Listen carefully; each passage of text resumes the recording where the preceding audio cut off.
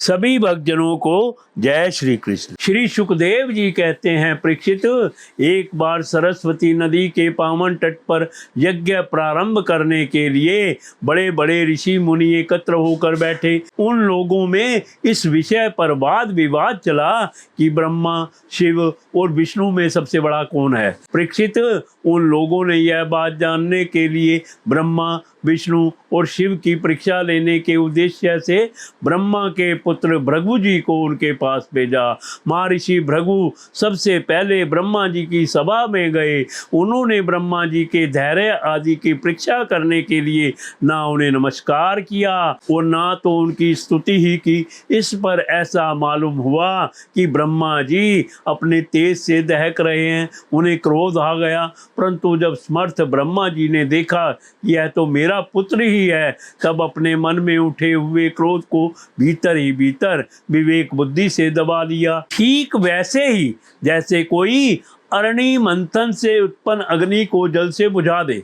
वहां से महर्षि भृगु कैलाश में गए। देवादिदेव भगवान शंकर ने जब देखा कि मेरे भाई भृगु जी आए हैं, तब उन्होंने बड़े आनंद से खड़े होकर उनका आलिंगन करने के लिए भुजाएं फैला दी, परंतु महर्षि भृगु ने उनसे आलिंगन करना स्वीकार न किया और कहा, तुम लोक और वेद की मर्यादा का उल्लंघन करते हो, इसलिए मैं तुमसे नहीं मिलता। भृगु जी की यह बात सुनकर भगवान शंकर क्रोध के मारे तिल मिला उठे। उनकी आंखें चढ़ गई। उन्होंने त्रिशूल उठाकर महर्षि भृगु को मारना चाहा, परंतु उसी समय भगवती सती ने उनके चरणों पर गिरकर बहुत अनुनय विनय की और किसी प्रकार उनका क्रोध शांत किया। अब महर्षि भृगु जी भगवान विष्णु के निवास स्थान बैकुंठ में गए। उस समय भगवान विष्णु लक्ष्मी जी की गोद में अपना सिर रखकर लेटे हुए थे। भृगु जी ने जाकर उनके वृक्ष स्थल पर एक लात कसकर जमा दी। भक्त वत्सल भगवान मान विष्णु लक्ष्मी जी के साथ उठ बैठे और झटपट अपनी शैया से नीचे उतरकर मुनि को सिर झुकाया, प्रणाम किया।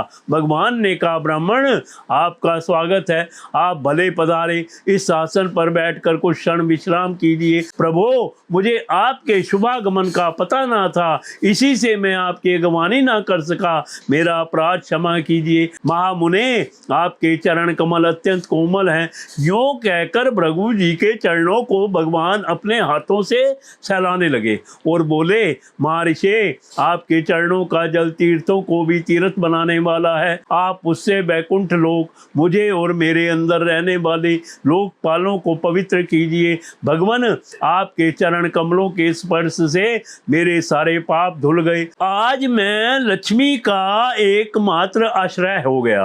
अब आपके चरणों से चिन्हित मेरे वृक्ष स्थल पर लक्ष्मी सदा सर्वदा निवास करेगी। श्री सुखदेव जी कहते हैं, जब भगवान ने अत्यंत गंभीर वाणी से इस प्रकार कहा, तब भृगु जी परम सुखी और तृप्त हो गए। भक्ति के उद्रेक से उनका गला भर आया, आंखों में आंसू छलक आए और वे चुप हो गए। परीक्षित, भृगु जी वहां से लौटकर ब्रह्मवादी मुनियों के सत्संग में आए और उन्हें ब्रह्मा, शिव और विष्णु भगवान के यहाँ जो कुछ अनुभव हुआ था वह सब कह सुनाया।